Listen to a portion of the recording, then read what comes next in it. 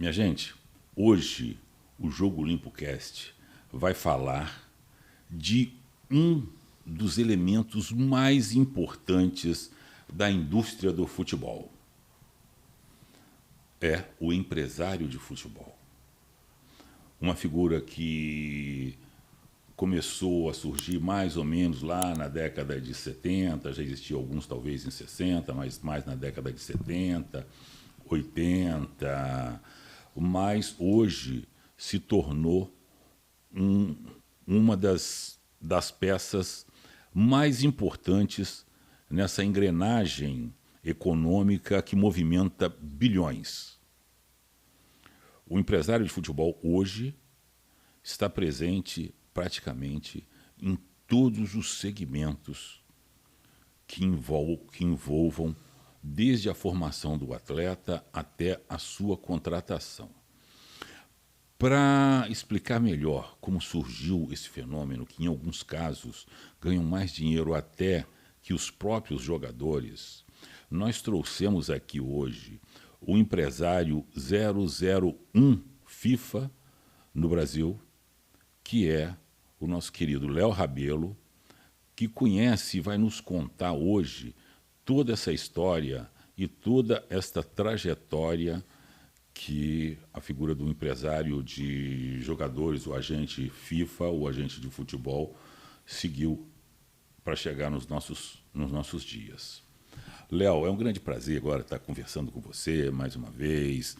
E embora você tenha todo esse conhecimento, cada dia a gente vê você mais atual, acompanhando todos os movimentos do futebol, participando de tudo. E para começar, e isso fica claro, é um bate-papo, não é uma entrevista, é um bate-papo para a gente conseguir levar para vocês o maior número de informações possíveis. Então, Léo,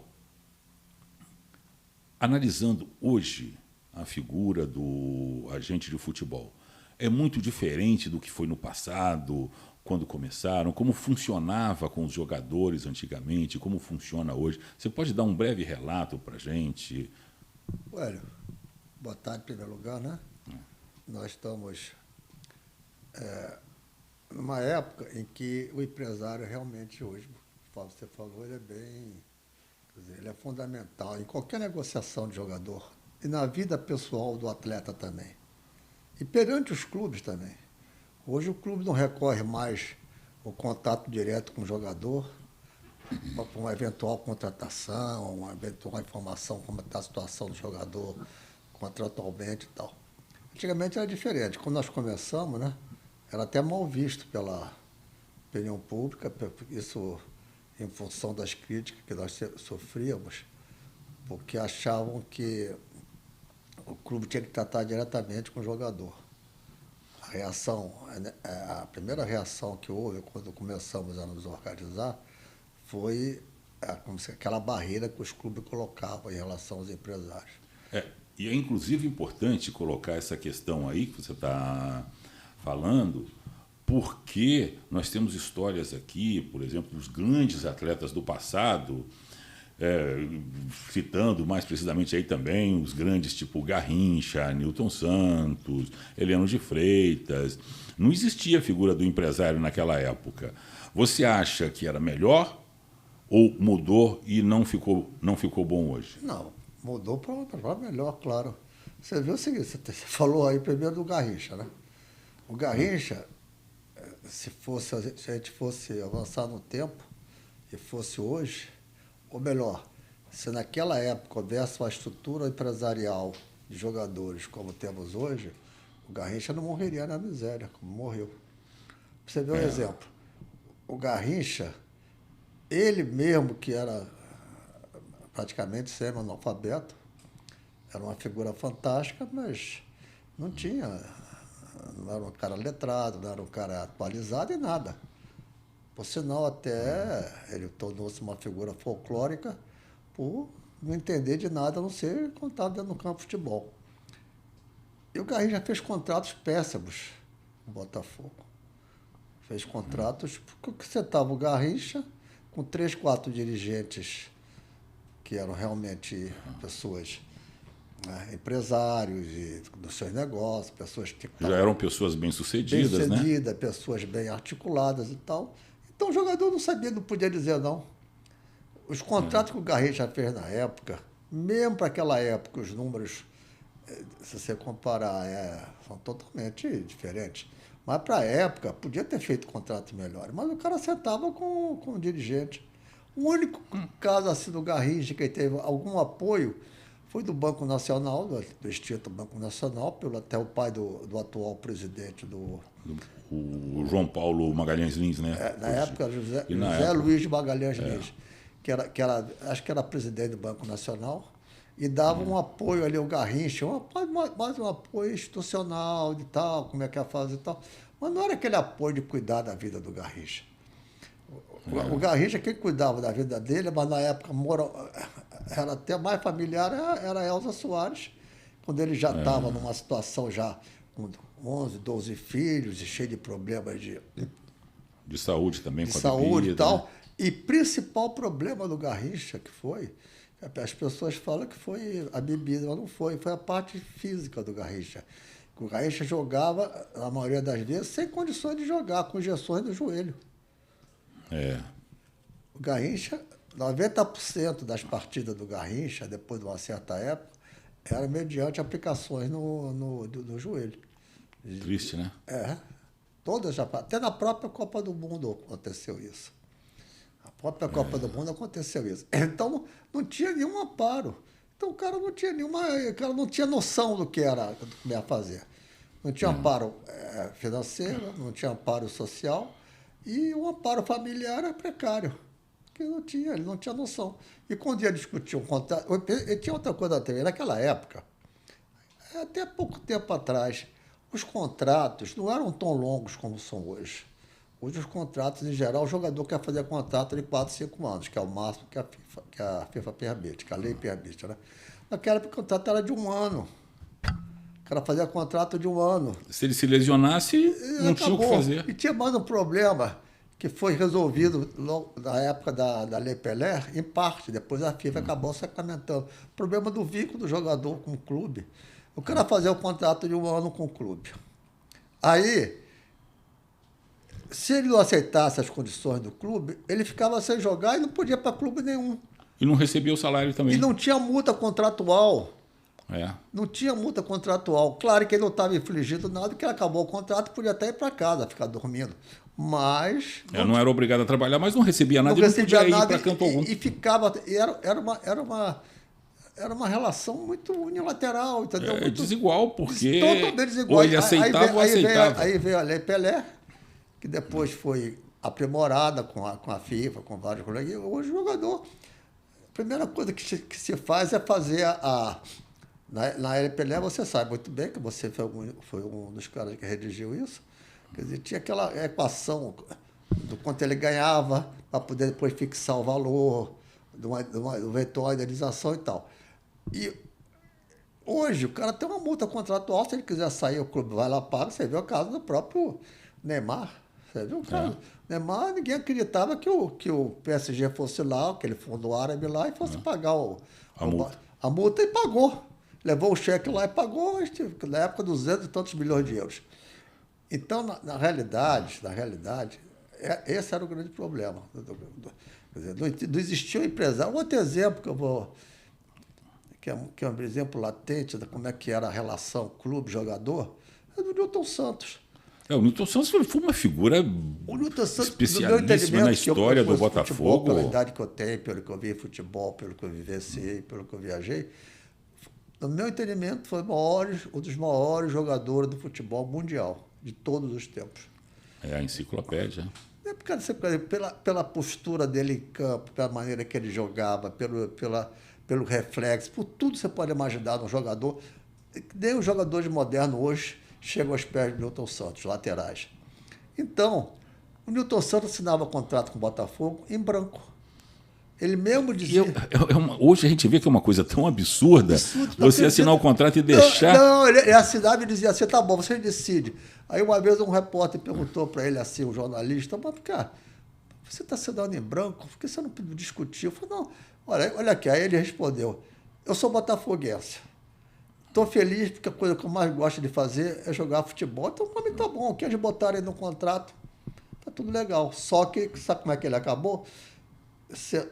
Numa escolinha lá em Brasília, dando aula para crianças. Para criança, porque não tinha recurso financeiro para viver sozinho.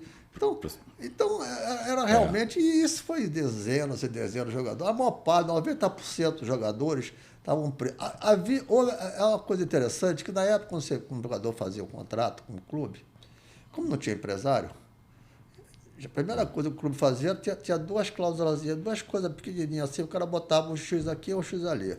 Primeiro X, passe livre, o passe vinculado ao clube.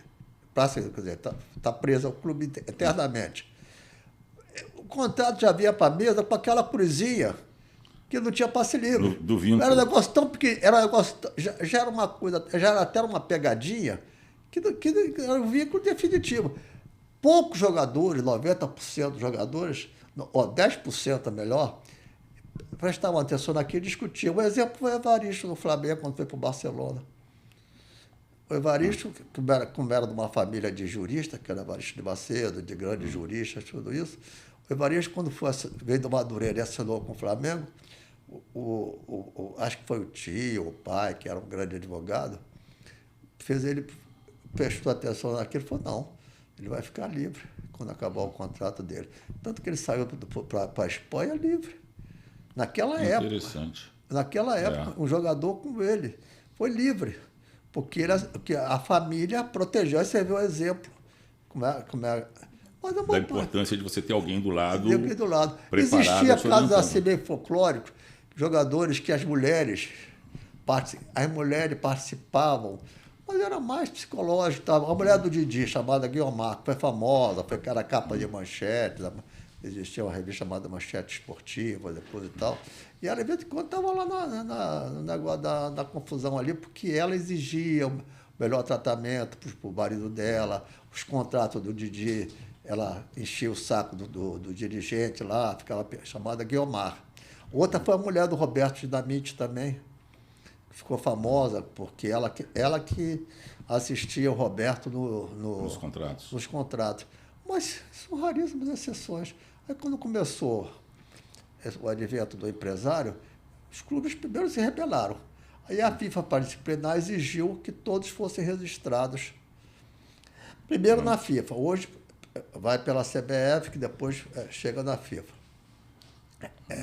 Mas exigiu que o empresário fizesse uma caução, uma certa importância. Exatamente, eu acho que eram $200 mil. 200 mil francos suíços.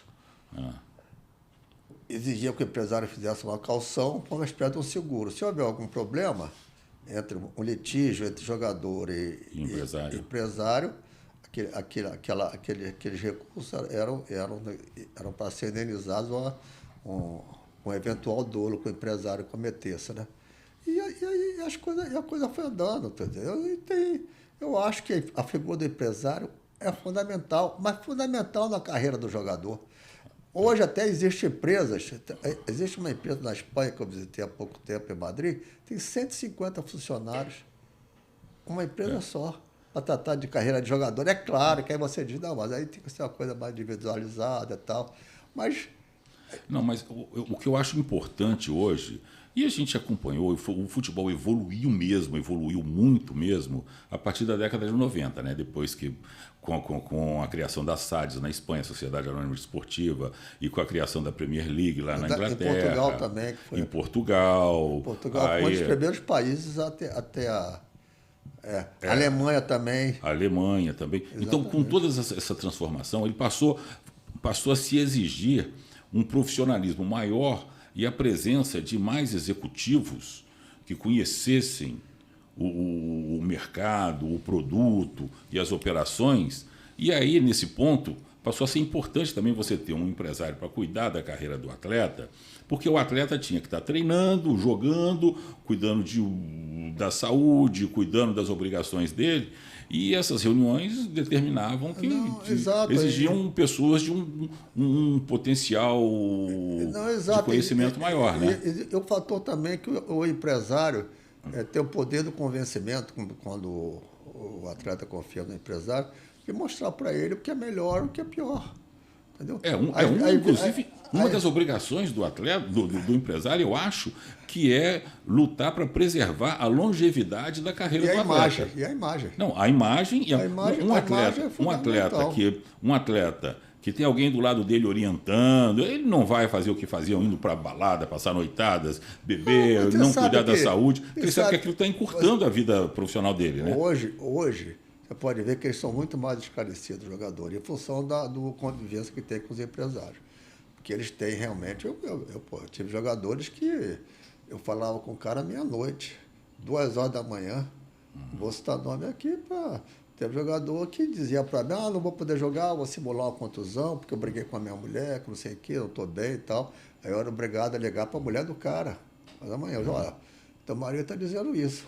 E depois, quando faltar o leite na mesa aí. E as crianças, o colégio das crianças, que você brigou com ele, você xingou e tal, você tem que entender que a profissão dele é essa, tem que ter paciência.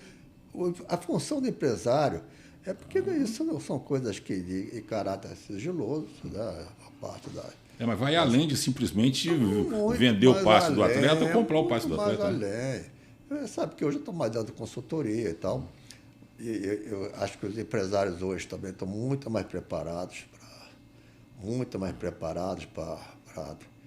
para atender o jogador. Eles são muito fiscalizados. Toda hora há problema. A FIFA solta um regulamento, solta uma diretriz qualquer em função não só de pagamento de comissões. Antigamente, existia casos, não existia empresário registrado. No contrato do jogador, o empresário levava 50%, sabe? O que não é empresário. Existia isso? Existia. Por isso que a FIFA que entrou no preço. Quer dizer, quando a gente fala empresário, era o cara que cuidava do jogador. Porque também isso aí é importante a gente separar também a figura. Hoje em dia, como você colocou aí, os empresários são mais bem preparados. Mas existem também pessoas que, por conta até de amizade e relacionamento com o jogador, ao invés de procurar um profissional mais preparado, acaba... Você quer ver uma coisa? Eu estou falando a você dos tempos, dos idos, do tempo 50, 60 e tal. Milton Santos, Didi e tal, Garrincha. Naquela época, o artista de cinema de Hollywood já tinha empresário. O ator da época era o rádio, né? Que não existia televisão ainda. Mas o cinema, todos tinham empresário. Só o jogador de futebol que não tinha empresário. E não deixa de ser um artista. E alguns, inclusive, que também saíram dessa área acabaram empresariando jogadores, né? Nós tivemos aqui no Brasil. Vários. Então, por quê? Porque é muito difícil para o atleta dizer não na frente do dirigente. Ele fica acuado ali, não, porque você quer que você não jogou 5 partidas, você não sei mais o que você isso e aquilo. Quem vai discutir o contrato é o empresário. Para o empresário dizer não é fácil, é a profissão dele. Aí o clube apresenta lá as condições, ele sai dali, conversa com o jogador, com o atleta dele e tal, tá bom, vamos pedir mais, ou vamos ficar nisso mesmo e tal, o que você acha? O relacionamento hoje é totalmente, é importantíssimo. Até treinador era inimaginável você imaginar que treinador de futebol tivesse empresário. Todos têm hoje. Não tem um treinador, nem na 3ª divisão do Brasil, que não tem empresário. Os treinadores todos têm empresário. Mas o treinador com empresário, não, o treinador tem que ter empresário. E o clube não procura mais o treinador para contratar, procura o seu empresário. O Flamengo, quando foi contratar lá o Tite, procurou o empresário dele lá, o Gilmar Veloz e tal, entendeu? Para poder resolver isso, resolver aquilo e tal. E assim por diante. E, de repente, acaba até sendo um diálogo mais fácil, porque o empresário já conhece a linguagem do clube também, as limitações. É mais fácil e não existe, como se disse, a coisa não fica aquela... Quer dizer, você não fica maculado aquele relacionamento, porque o empresário pode dizer não, pode não concordar. O clube tem que ficar com raiva do empresário. Tem que ir para a conta do empresário. Às vezes, quantas vezes você vê Você lê na imprensa aí que o fulano e tal não renovou, porque o empresário não aceitou. Ele fica na conta do empresário. O empresário segura. O problema é que às vezes o jogador que diz para ele, o jogador diz, fala com o meu empresário. O jogador para ficar bem com a torcida, bota na conta do empresário. Mas isso está no pacote do ganho do empresário, né? Você se apurrinhar, todo mundo, o jogador botar na sua conta coisas que não tem nada a ver com aquilo. Então, mas a figura do empresário hoje é fundamental. Hoje não, de um certo tempo para cá, você vê que o relacionamento ficou muito melhor. Até porque tudo evoluiu, aí até a legislação mudou, os direitos de todos. Então é importante você ter uma figura. A legislação mudou porque tem quem saiba interpretar a legislação. A legislação mudou porque tem quem sabe interpretar a legislação. Se bota a legislação na mão do jogador, ele não sabe, ele não foi preparado para aquilo. Ele é preparado, o jogador de futebol, ele passa praticamente um dia da semana de folga, o resto tudo é 24 horas por dia, concentrado, viajando, aeroporto, não sei o quê, não tem tempo para nada. E tem que ter o seu empresário. Agora, é claro que o empresário tem que ter a responsabilidade de saber que ele está lidando com o ser humano, com vidas. Você não é empresário do jogador só, você é empresário do jogador, da mulher, dos filhos, da família, de todo mundo. Você falou assim nos ídolos antigos, nos ídolos passados, né? Teve o Heleno de Freitas. Pouca gente, né? Talvez mas o Heleno realmente é uma figura que o Brasil não venerou o suficiente. Então não venerou. A história do Heleno de Freitas, houve até um filme há pouco tempo e tal, uns 4 anos atrás, com o Rodrigo Santoro e tal, da história do Heleno de Freitas. Não tem história, mas um filme. É um filme de. Quando você faz um filme assim, que você tem que usar um ambiente mais antigo, então é uma coisa difícil, uma coisa complicada. Mas o filme foi relativamente bem feito e tal, mas não expressou realmente a figura que foi o Heleno. O Heleno de Freitas morreu louco no hospital psiquiátrico em Minas Gerais. Louco, literalmente louco. Sabe por quê? Porque ele não teve nenhum amparo, era um cara que viveu aqui dos ídolos dos cassinos, da vida do Rio de Janeiro, era a meca da América do Sul. Era Rio de Janeiro e Buenos Aires, não existia mais nada aqui. Então, ele vivia numa vida de Fausto, né? de mulheres, de jogos. Era o líder da turma dos Cafajestes, você sabe disso. Aquela famosa turma dos Cafajestes. Existiu, acho que foi na década de 50. Década de 50, década de 40 e 50. 40 e 50. Então, um grupo de jovens da Zona Sul, todos ricos, milionários. Milionários, que faziam o diabo. Quer dizer, a sede deles era do Copacabana Palace, que eles se reuniam. Você vê como é que da piscina do Copacabana Palace. E aprontavam meus. E ele morreu, quer dizer, louco num hospício porque não existia ninguém que assistisse. Tratamento, não existia tratamento, não existia paz, não existia nada. Não tinha família do lado. E outros grandes jogadores que você vê aí que passaram, como Ademir da Guia, Zezinho. E olha, o Brasil tem uma coisa assim imensurável de casos casos. Mas ninguém tinha empresário. Cada um, quem cuidava do cara era ele mesmo, ou a família que não tinha condições de ajudar. Porque os clubes sempre foram regidos, você fala muito bem no seu trabalho, no profissionalismo do futebol. Os clubes sempre foram amadores, não só atuando, como na mentalidade também amadores. Né? O dirigente de futebol, ele via o jogador assim como uma oportunidade que ele teria de subir na vida, de projetá-lo para fazer grandes negócios da sua empresa. Muito uso político. Sempre falei do Zezinho, você sabe que o Zezinho não tinha empresário, não tinha nada. Foi um dos maiores jogadores do que já existiu no futebol brasileiro. Ou talvez no futebol mundial. E o Zezinho ele achava que como ele era tão assim, ligado ao Flamengo, era um ídolo, era uma coisa que ele achava que o Flamengo nunca venderia. Ele achava, na cabeça dele, ele falou, eu nunca vou ser vendido. E o presidente do Flamengo da época, da década, foi 1950, pouco antes da Copa do Mundo, vendeu ele para o Bangu para pagar uma dívida pessoal dele com o Guilherme da Silveira Filho. Que absurdo. Vendeu para pagar uma dívida pessoal. Não é que o dinheiro entrou para a dívida. Para a dívida pessoal. Ele tinha uma dívida pessoal com o Dario de Melo Pinto. Ele tinha uma dívida pessoal com o presidente da fábrica Bangu. Uma dívida da empresa dele e tal. Para poder essa dívida ser amenizada, ser negociada, o presidente do Bangu disse, olha, eu vou relevar, eu vou esquematizar, você vai pagar isso como você puder, como você quiser, mas desde que você me venda um jogador seu. Aí, mas ele nunca imaginava que ia ser o Zizi. Aí ele falou, tá bom, qualquer um que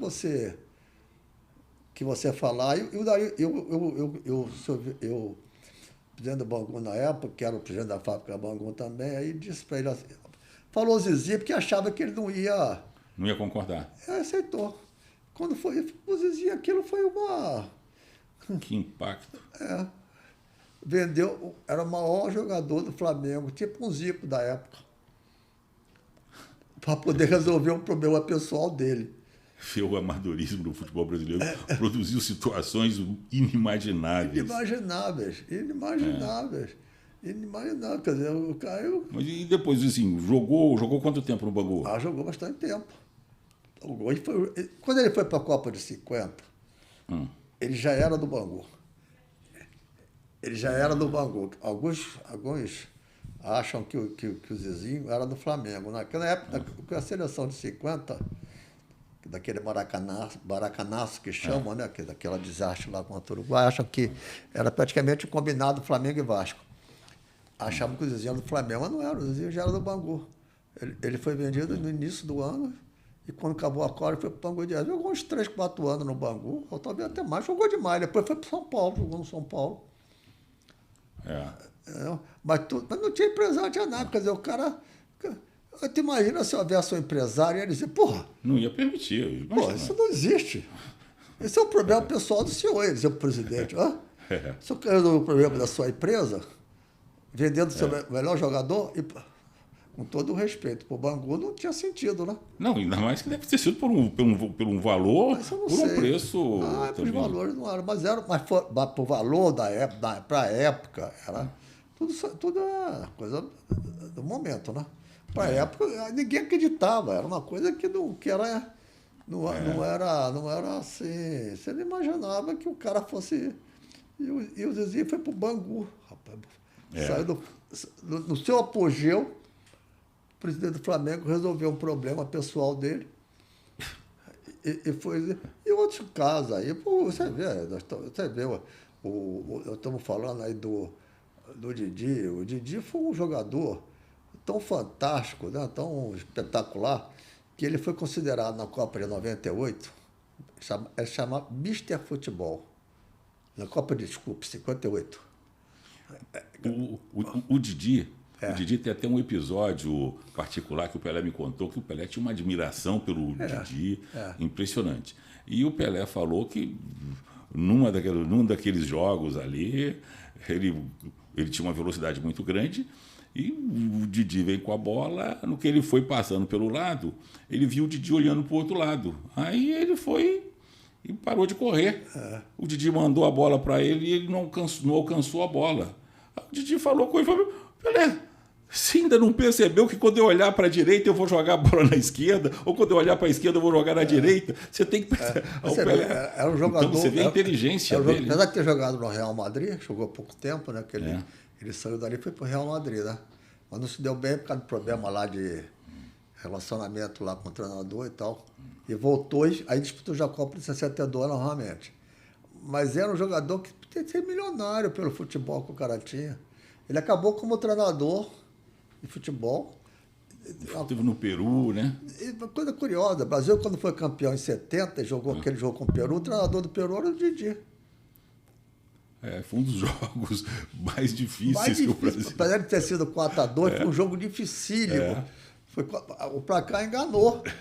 Porque foi um jogo dificílimo para o Brasil, e o treinador era o Didi. Entendeu? Então, mas aí nós estamos falando do cara. E a parte financeira? Zero. Todos eles, rapaz, todos eles. Todos eles, quer dizer, careciam de uma assistência. Não tinha empresário, não tinha ninguém, quer dizer, a família em geral não tinha um suporte, como se diz assim, social e tal, para poder discutir o contrato do cara, e o cara era entregue às baratas. E assim que foi. Mas, Léo, por exemplo, com o advento da Lei Pelé, acabou se resolvendo o problema dos dois. Por exemplo, os clubes também, eles mantinham, às vezes, plantéis aí com 100 jogadores, 150 jogadores, e porque eles não conseguiam, ninguém oferecia nenhum dinheiro, não conseguiam vender, mas eles também não dispensavam, ficavam esperando algum dia, até que o jogador completava 35 anos, 32 anos, sei lá, não servia para mais nada e ia para casa. Então, era uma situação que, de toda forma, isso travava um pouco o crescimento dos clubes. E, pelo lado dos atletas, eles ficavam amarrados naqueles contratos. Então, com o fim da lei do passe, em 98, os dois se libertaram, que aí os clubes passaram a ter o plantel somente que necessitava. Eles deixaram de ter aquele volume enorme de 100 jogadores para ter 30 e poucos. Mas era uma coisa paulatina, não foi bem assim. A Lei Pelé resolveu em definitivo, praticamente com a chancela da FIFA. Exatamente. A FIFA já foi em seguida... Foi em seguida. A Lei Pelé, ela foi dos primórdios dessa... Ela foi precursora. Isso aí. Claro. Mas antes da Lei Pelé... Teve a questão do Bosman também. Antes da Lei Pelé, quer dizer, acho que foi até foi com o Zico, já como secretário de esporte do Collor, não foi isso? Foi antes do Pelé, não foi? Então, já começou a ter aquele problema do jogador já ter uma certa defesa. Porque ali, com 28 anos de idade, ele já era dono de cerca de 20 ou 30% do passe. Com 30, e aí, com 32, eu acho que ele ficava totalmente livre, com a idade, livre. A idade já tinha essa questão. E a FIFA, inteligentemente, criou uma proteção que até hoje vigora, que é a chamada, aqueles 5% do direito de formação. Do informador. Mas isso aí também... Você tem... Você quer ver agora? Estou dizendo que o Vinícius... Estou dizendo... o Vinícius Júnior recebeu uma proposta de $1 bilhão. O Flamengo vai ter 50 milhões de dólares. Mais caro até do que o valor que ele vendeu. Não foi mais caro. Vendeu bem. O Flamengo veio. Na época do não. Bandeira, vendeu ele, parece que foi por... O Flamengo vendeu ele por... Não, vendeu muito bem, mas em termos de reais, acho que foram cerca de 130 milhões de reais. Deve ter sido 40 milhões de euros. Estava 3, mais ou menos 4. Alguma coisa assim. Mas acho que foi em torno de 40 milhões de euros. Esse foi uma coisa assim... Não, essa cláusula de proteção ao clube formador que a FIFA implantou, isso aí foi importantíssimo, porque eu lembro que quando nós fizemos a lei também, na época... Uma das pessoas que mais ia a Brasília brigar comigo pela formação de atletas era o Paulo Carneiro, presidente do Vitória. Eu sei bem. E o Paulo... Por sinal, quando ele foi campeão lá vice-campeão em 92, todo o time dele foi eu que montei para ele. Porque ele não tinha nem dinheiro para montar o time. Eu que arrumava emprestado daqui. Ele jogou aquela final com o Palmeiras. Uma figura... trouxe muitos benefícios para o futebol brasileiro. Era brigão aí. Mas é isso aí, é o jeito, é o estilo, né? Mas foi ele quem me alertou para a importância do clube formador, e ali nós conseguimos colocar ali na lei aquele detalhe do atleta não poder sair do clube antes de 18 anos e obrigar o atleta, inclusive, a ter o primeiro contrato dele com o clube. Foi o que a gente conseguiu ali, e nós fomos felizes naquilo ali, porque depois a FIFA veio atrás, praticamente copiando todas as alterações. A FIFA veio atrás, que antes da Lei Pelé, não sei se você reparou, claro que você deve ter reparado, até com 16 anos, o jogador podia. O Ronaldo, nós vendemos o Ronaldo, na época eu estava empresariando ativamente, vendemos o Ronaldo para o PSV Eindhoven, do Cruzeiro, com 16 para 17 anos. E ele foi com essa idade. Hoje não pode. Hoje, mesmo que você tenha o caso do Estevão, tenha o caso daquele Hendrick, você pode vender. O jogador tem que permanecer até 18 anos. Até 18 anos. É uma proteção também para o clube. É uma proteção até para poder... o clube também usufruir um pouco mais do jogador, tudo isso. Agora, tudo foi com o advento da Lei Pelé, que foi dos primórdios da... Realmente foi um divisor de águas ali Nós tivemos sorte em sermos precursores e vários países depois vieram copiando a gente também. E acabou hoje todo mundo entendendo que foi o melhor para todos, porque isso permitiu também que houvesse mais uma troca de jogadores dentro do próprio país. Por exemplo, às vezes o jogador não servia para o Flamengo, mas servia para o Santos, ou então servia para o Grêmio. A coisa E foi ele tinha condição. evoluindo. A evolução no futebol, não só dentro do campo, você vê, as regras do futebol são... Se você vê um jogo de antiga... Outro dia eu estava vendo no YouTube... Não, o cartão amarelo e vermelho surgiu na Copa de 70. Copa 70, por causa do problema de 66 com o Pelé. Exatamente. Naquele jogo com Portugal, que ele levou porrada o tempo todo. Uma carnificina. Ele levantava, o cara via. Levantava, o cara via. O português vinha em cima dele. Entendeu? O treinador da seleção portuguesa depois tornou-se meu amigo, que era o Otto Glória. Se lembra? Lembro. Uma vez eu conversando com o Otto Glória, acho que foi até no Antiquários, aqui no restaurante aqui do Rio. Eu perguntei ele, professor, mas aquele jogo lá de 66, por que o senhor deixou tanta porrada no Pelé? Ele falou, porque não tinha saída. Se fosse em 70, eu ia poder fazer aqui, que eu estava com o time inteiro expulso de campo. Mas em 66 a arbitragem praticamente não existia. Não tinha cartão amarelo e vermelho. Não existia o cartão amarelo. Então, você vê, a evolução do futebol é uma coisa assim. Você vê um jogo, que eu estou falando agora do YouTube, outro dia eu estava vendo Brasil e Suécia, o jogo inteiro. Já vi esse jogo 3 vezes. Inteiro. Como é que era Você fica imaginando como é que praticamente o time inteiro já morreu ali. Do Gilmar ao Zagallo, né? Acho que o Zito também já morreu, né? Acho que já morreu todos. Morreu todos, né? Aí, eu estou vendo ali, como é que o futebol evoluiu? O goleiro fazia aquela cera, ficava batendo a bola. Jogava, pegava, caía de novo no chão. Hoje o cara tem 6 segundos para poder repor a bola. Você podia atrasar para o goleiro, hoje não pode. Hoje você tem que... Hoje você tem que... O goleiro não pode pegar com a mão se você atrasar. Pode se você for com a cabeça. Com a cabeça. Ou com o peito e tal, mas não pode, com os pés não pode. A não ser que não seja intencional. Então, você vê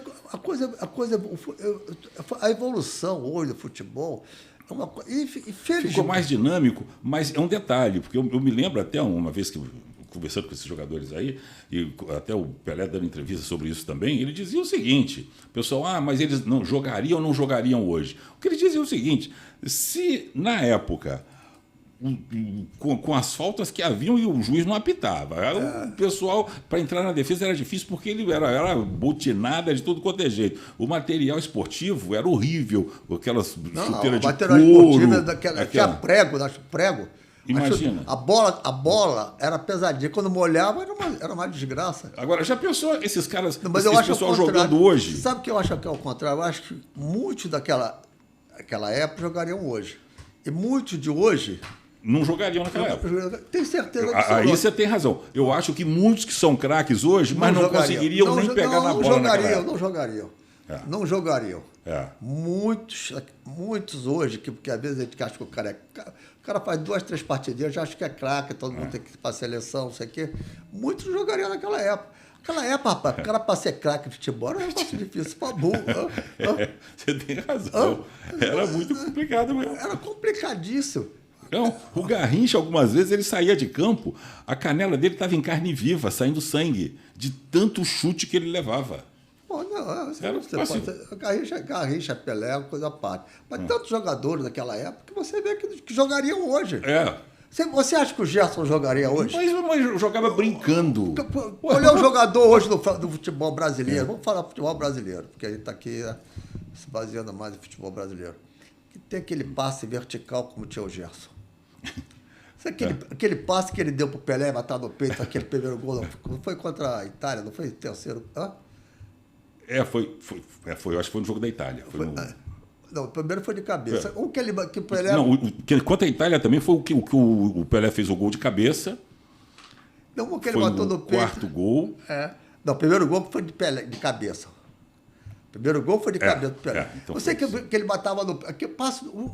Era uma precisão. Tu acha que hoje esses caras jogariam? Você vê? Hoje tem jogador... Aquela bola pesada. Hoje tem jogador que ganha 1 milhão por mês, não dá um passe de 10 metros. Outra coisa... Ficou muito fácil jogar hoje. Claro, com Ficou essas muito fácil proteções jogar todas, tudo é falta, qualquer coisinha. Com esse negócio de vai, então, o negócio que o jogador parece uma princesa. Hã? Hã? Tem razão. Olha, eu vou falar para você, tá me vindo à cabeça aqui um jogador que hoje está sendo venerado aí, que eu acho que ele, mas não jogava naquela época de jeito nenhum. Estão falando que o cara é muito craque aí, mas não jogava. Esse, que ele caía muito aqui agora. Esse não jogava naquela época, não. Não vou citar o nome aqui, não porque, mas ele está voltando para o Brasil, mas esse não jogava naquela época, não, Léo. Claro que não. Não. Ele podia até jogar, mas não dessa forma que ele jogou. Que tá jogando. Não joga, rapaz, não jogava. Esse não jogava, não. Não jogava nada, pô. Os caras faziam. Aí eu tava vendo, você vê, como é que os caras conseguem esse papo furado e dizer que a jogador naquela época não jogava hoje? É o contrário. Outra coisa, hoje, melhorou até um pouquinho. O volante, que se fala, o famoso volante, que é para dar porrada, né? Tem que ser um cara forte, né? Naquela época, o volante era, jogava com, todos os jogadores jogavam com a 5, era um craque, rapaz. Danilo Alvim, Clodoaldo, e Zito, e Dequinha, todos jogadores que não jogavam hoje, como que não jogariam? Era muita gente boa, né? Era muita gente boa que o Brasil produziu nesse futebol. Cada craque que nós produzimos. Você vê, nós fomos campeões 3 vezes seguidas, praticamente. Foi em 66, com aquela bagunça da CBF. Jairzinho, como é que Jairzinho não jogaria hoje? Tostão. Não corre o risco de jogar até com a forma que estava. Eu encontrei Jairzinho esse dia lá na posse do Botafogo. Você lembra que nós tivemos lá? Então eu falei pro Jairzinho, se você quiser, ainda consegue. Aquela força que ele tinha. Você vê? A maneira que ele partia para dentro dos caras. Como é que não joga hoje? Paulo César. Paulo César Caju, né? Como é que não joga hoje? Como é que não joga hoje? O Carlos Alberto, você viu o lateral? O Leandro. Carlos Alberto Torres. O Leandro. O Leandro. Pô, você vê. Nós tivemos. Hoje também não vamos citar nomes, tá? Que a gente está aqui, né? Coisa de respeitando a ética e tal. Mas está se comprando lateral aí, pagando 2 milhões por mês por um lateral. O cara é só marcador, rapaz. Tu imagina se o cara jogasse igual o Leandro.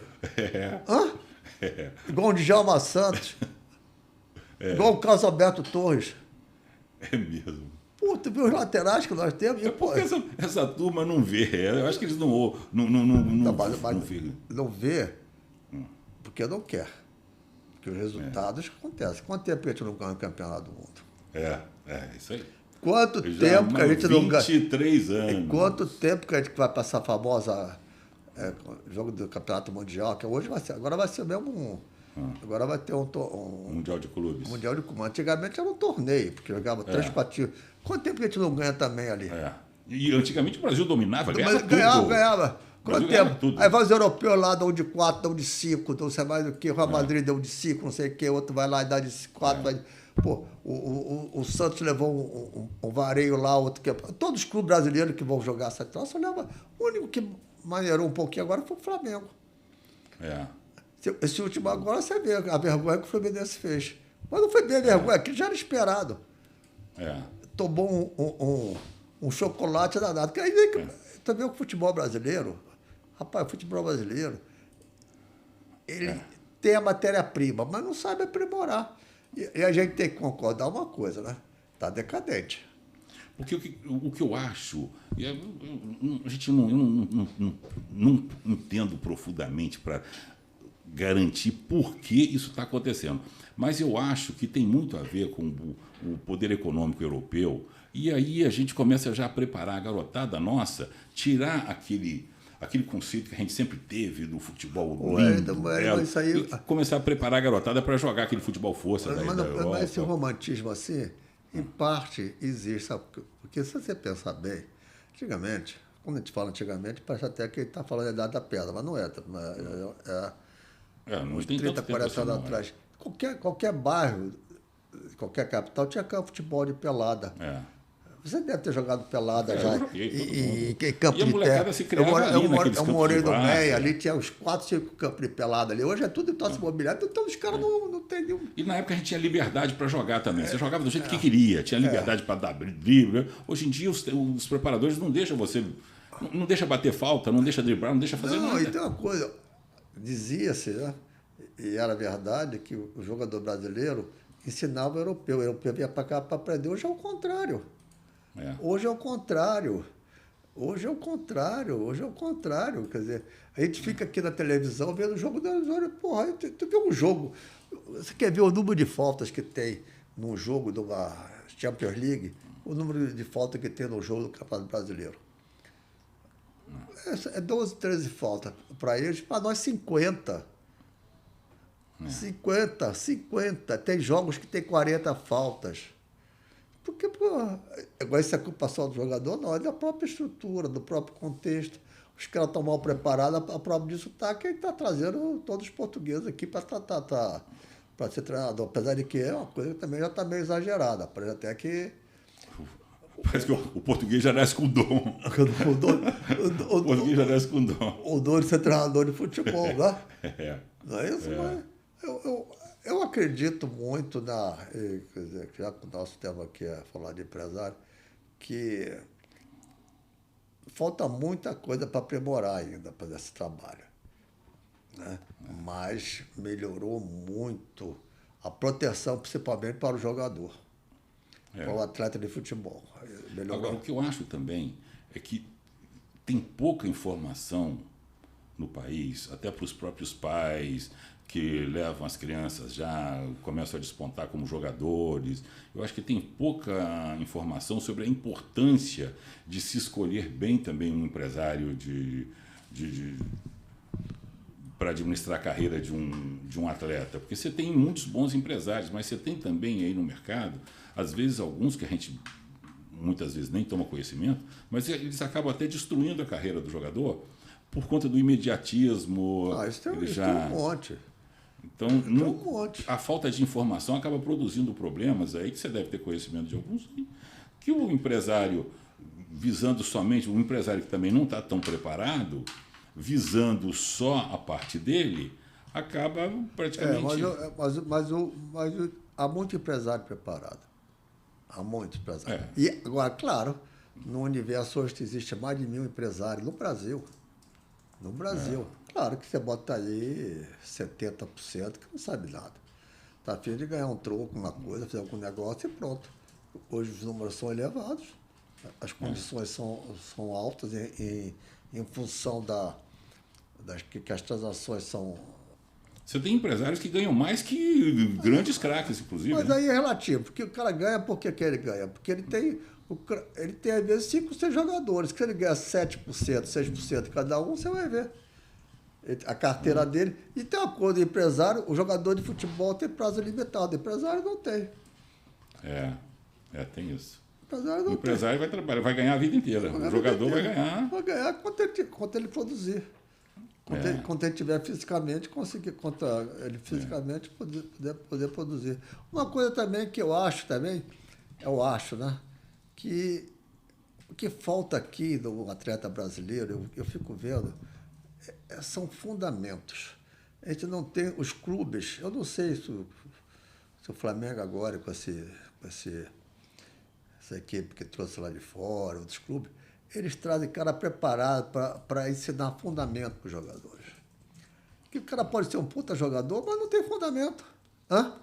Os fundamentos necessários para cabecear tempo de bola. Você viu, estamos falando do Pelé, claro, a gente sempre quando fala em futebol, fala Pelé.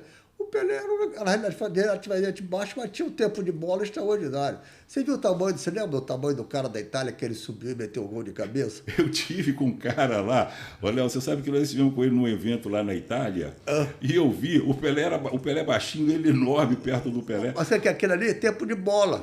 Exatamente. O cara calcula. Tem que ser um reflexo assim de milésimo de segundo. Você sabe que eu fui conversar com ele, não era o Faquete, não, me lembro o nome dele, era um outro nome lá. Era um grandão lá. Aí eu fui conversar com ele, eu falei assim, mas vem cá, como é que o Pelé nas suas costas meteu aquele gol de cabeça? Ele falou assim, olha, eu não sei, eu fiquei impressionado porque eu saltei, E eu saltei o mais que eu podia, fui lá em cima. Mas é tempo Aí, de. É o chamado tempo de. então, aí ele me falou o seguinte: eu saltei, eu imaginei que o Pelé saltou comigo também. Ele falou: quando eu estava caindo, eu olhei para cima, o Pelé ainda estava subindo. Exatamente, são fundamentos de futebol que o Pelé tinha. São fundamentos. Isso que tem que ser ensinado nos clubes. O Pelé falou que ele saltava tipo 1 ou 2 segundos depois do zagueiro, porque isso garantia também ele falou que ajudava ele aquela diferença que ele precisava para alcançar a bola. Agora também não sei até onde é verdade ou onde não era, porque o Pelé era tão fantástico, né, dentro de campo que não tem muita explicação as coisas que ele fazia. Se a gente for fazer, não vai dar certo. Para ele dava. Então, mas ele tem razão nisso aí, quer dizer, ele calculava. Mas ele realmente não era só dom, não. Ele falou que ele se preparava, ele estudava também. Tem um episódio que ele conta também, que quando ele foi para o Santos, às vezes ele tinha muita velocidade, ele chegava lá na frente, mas ele não tinha com quem tabelar a bola. E aí ele conversou com o Valdemar de Brito, que tinha levado ele para lá e tudo mais, que ele tinha muita confiança. Ele falou que tinha essa dificuldade. Aí o Valdemar de Brito falou para ele: olha, quando você chegar lá na frente e não tiver... Joga a bola no cara. Joga na canela do e ele fazia do zagueiro. Aí o Pelé falou que ele começou a treinar aquilo, mas treinava. Ele falou que depois de uns 6 meses ele conseguiu fazer. Aí ele chegou pro Valdemar de Brito e falou assim: olha, consegui fazer, mas foi difícil. Agora, aí ele falou assim: mas quem fazia isso? Aí o Valdemar de Brito falou para ele: olha, Pelé, eu nunca vi ninguém fazer, mas como você faz milagre dentro de campo, eu falei para você e aconteceu. Teve um jogo da Libertadores contra o Boca, que também está na... Você consegue fazer na televisão, no YouTube, você consegue buscar e ver. Contra o Boca Juniors, ele fez 2 jogadas assim. É interessante, nós vamos procurar aqui, vamos tentar colocar aqui. 2 jogadas assim de jogar na canela do zagueiro. Na canela do cara e partir em cima. Hã? É. E outra coisa que ele fazia também muito bem, que é um fundamento fantástico, não sei se você repara, a proteção que ele usava o braço. Quando ele parava a bola, ele pegava. Se ele parava, ele não deixava o cara encostar. Já reparou? Quando ele driblava, ele botava o braço assim. É isso. Ele conseguia... Mas tudo é fundamento. Hoje, o jogador não treina isso. E o detalhe é que eu não consigo entender.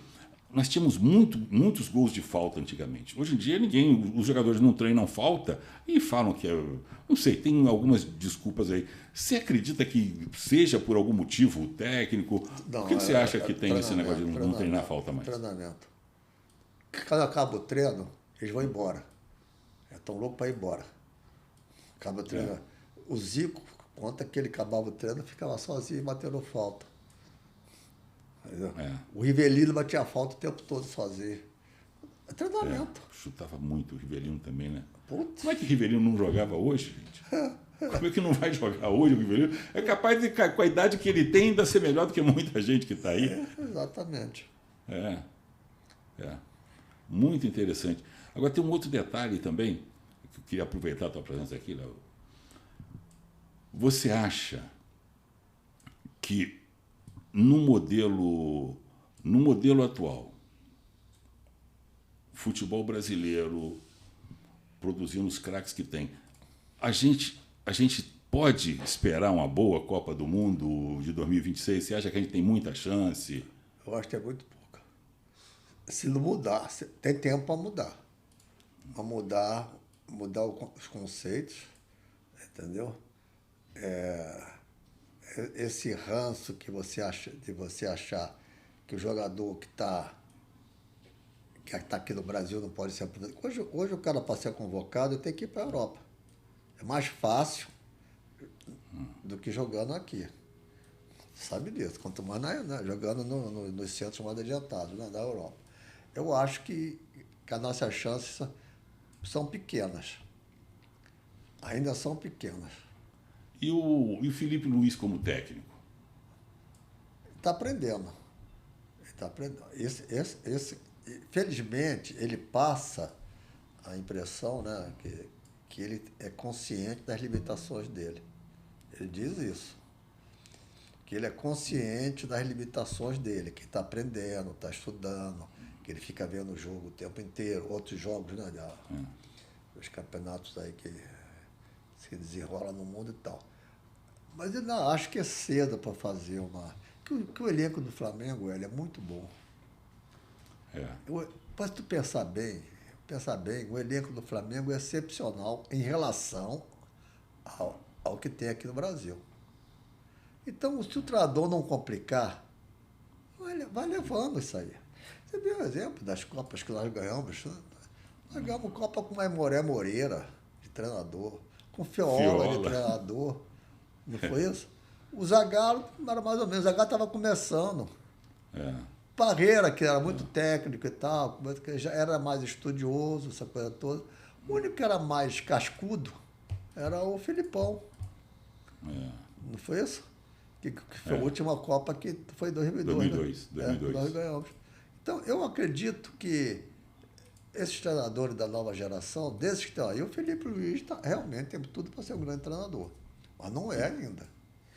Ele teve, como se diz, teve a sorte, ele está num ambiente propício.